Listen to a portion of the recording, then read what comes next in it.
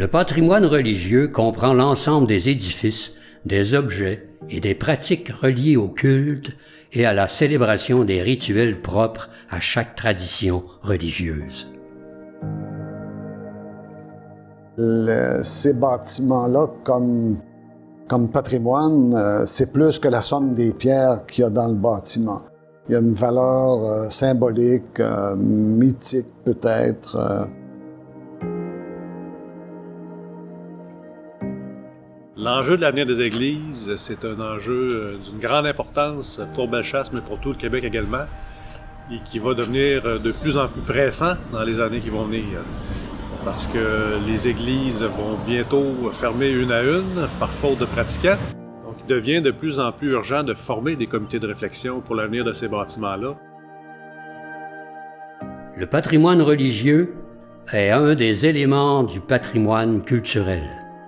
Il inclut particulièrement les lieux de culte, les presbytères, évêchés, couvents et monastères, les chapelles, collèges, hôpitaux et pensionnats, les cimetières, les calvaires et croix de chemin, les œuvres d'art, le mobilier, les instruments de musique, les orgues, l'orfèvrerie, les vêtements et objets liturgiques, les livres rares, les archives. Quand l'Église devient patrimoine, c'est le patrimoine communautaire. C'est pas le patrimoine pour les croyants, c'est le patrimoine d'une communauté.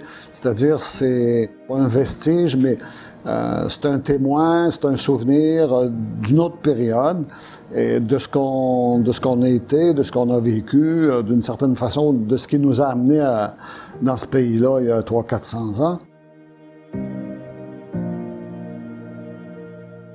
On était transparent le plus possible. À mesure que ce comité-là avançait dans ses projets, on le disait ouvertement, on publiait.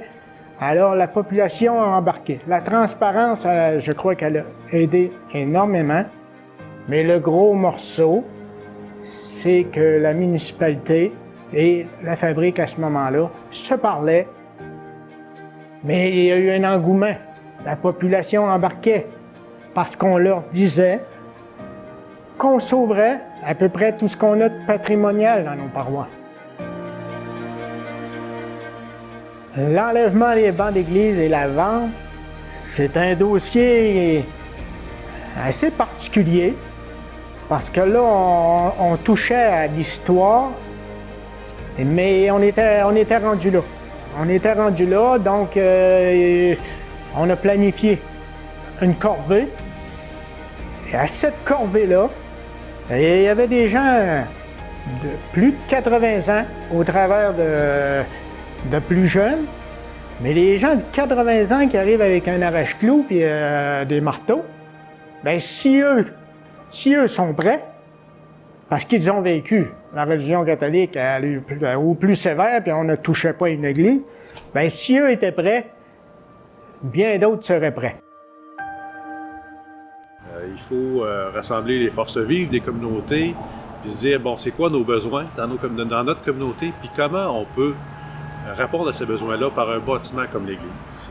C'est un bâtiment, c'est un joyau patrimonial dans chacun de nos villages, et le meilleur moyen de les sauvegarder, c'est bien sûr de leur trouver un usage. Donc, il me semble pressant de former ces comités-là, puis que tout le monde s'assoie autour de la table et dise, bon, ben, c'est quoi les solutions qu'on a à notre portée et comment tous ensemble on peut trouver la meilleure solution pour l'avenir de ce bâtiment.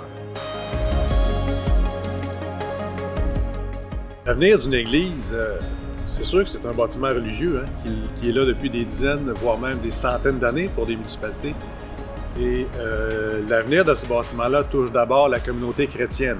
Il y a des gens qui ont, oui, vécu une vie religieuse catholique là-dedans, mais c'est aussi un bâtiment qui représente le lien dans la communauté. Ça a toujours été un bâtiment où toute la communauté se retrouvait. Juste avant les offices religieux, les gens se rencontraient sur le parvis de l'église. Donc ça, c'était un sentiment fort de la communauté par rapport à ce bâtiment-là. Mais je pense que ce sentiment-là peut vivre et évoluer dans la communauté d'aujourd'hui, dépendamment de quelle fonction aura le bâtiment dans l'avenir, mais ça doit, à mon sens, demeurer un bâtiment communautaire. C'est un bâtiment, oui, qui nous apporte un problème assez complexe, mais qui nous apporte beaucoup d'opportunités. Donc, qu'est-ce qu'on peut saisir comme opportunité avec ce bâtiment-là? Quel usage on peut lui donner qui va continuer à amener de la vie dans la communauté? Si c'est un bâtiment communautaire, donc les habitants de la communauté vont s'en servir, vont le faire vivre, mais ça peut être aussi des projets, ça peut être un marché public qui se retrouve dans un bâtiment comme ça peut être un commerce, peu importe. Mais l'idée, c'est d'amener de la vie dans la communauté et que ça rayonne sur l'ensemble de la municipalité. Je pense qu'il faut rester très ouvert aux différents projets qu'on peut mettre dans un bâtiment comme celui-là. Probablement que dans certains bâtiments, il y aura des projets privés, et des projets de toute nature, mais quand même, il fait office de centre du village. C'est un bâtiment patrimonial de qualité, donc il vaut la peine, à mon sens, de se donner la peine d'y réfléchir.